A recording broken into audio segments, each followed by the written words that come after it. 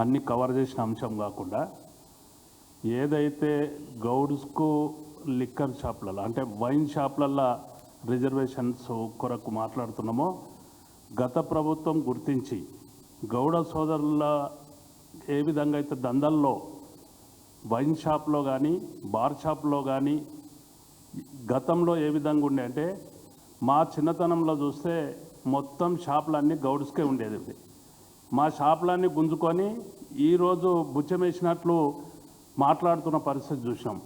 గత ప్రభుత్వం గుర్తించిన దాన్ని కూడా ఈ ప్రభుత్వం గుర్తించలేకపోతున్నది. ఎన్నికలప్పుడేమో 25% అన్నారు, ఇప్పటికొస్తే అసలు గౌడ్స్ కొరకు ఆలోచన చేస్తున్న పరిస్థితి లేదు. రెండు పార్టీలు కూడా కేంద్ర రాష్ట్ర ప్రభుత్వాలు రెండు కూడా బీసీలను మోసం చేస్తున్నాయి. యావత్ మొత్తం బీసీలను అందరిని మోసం చేస్తున్నది. బీసీలకు రిజర్వేషన్ పేరు మీద ఏదైతే 42% అన్నారో తెలంగాణ రాష్ట్రం లోపల రాష్ట్ర ప్రభుత్వం చేతిలో ఉన్నదాన్ని కూడా ఇవ్వలేని పరిస్థితుల లోపల ఎలా రేవంత్ రెడ్డి గారు ఉన్నారు. ఆయన జంతర్ మంతర్ దగ్గర ధర్నా చేస్తున్నాడు, ఆయన క్యాబినెట్ని తీసుకుపోయి. మరి జంతర్ మంతర్ దగ్గర ధర్నా చేస్తున్నావు అంటే ఇక్కడ నీకు తానున్న అధికారాన్ని ఎవరన్నా ప్రశ్నించగలరు అనే భయంతోనే అక్కడ మోసం చేయడానికి పోతా ఉన్నావు.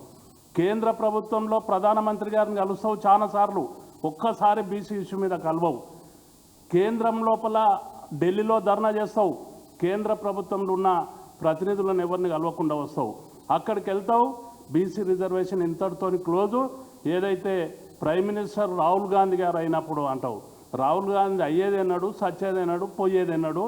ఈ విధంగా బీసీలను రాష్ట్ర ప్రభుత్వం, కాంగ్రెస్ ప్రభుత్వం, అదేవిధంగా భారతీయ జనతా పార్టీ కేంద్ర ప్రభుత్వం రెండు కూడా మోసం చేస్తున్నాయి అనేది ఈ సందర్భంగా నేను తెలియజేస్తూ ప్రెస్ మిత్రులకు ధన్యవాదాలు, నమస్కారం.